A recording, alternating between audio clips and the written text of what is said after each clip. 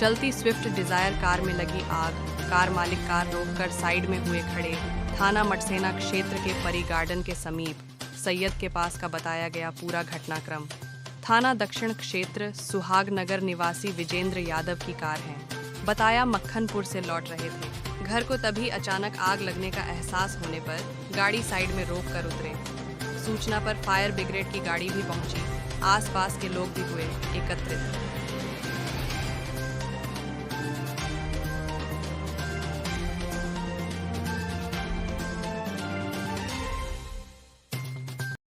ये आपका विजय सिंह यादव। अच्छा, आप कहाँ से कहाँ जा रहे थे और ये आग कैसे लगी है? ये तो धबरी से मक्खन को जा रहे थे सभी लेने के लिए, वहाँ से लौट गया तो चलते में आग लगी। क्या कारण रहा? अब ये मुझे नहीं पता। आप कहाँ से शॉर्ट सर्किट आप कहाँ से कहाँ जा रहे थे? अरे मक्खनपुर से फरोया जा रहे थे।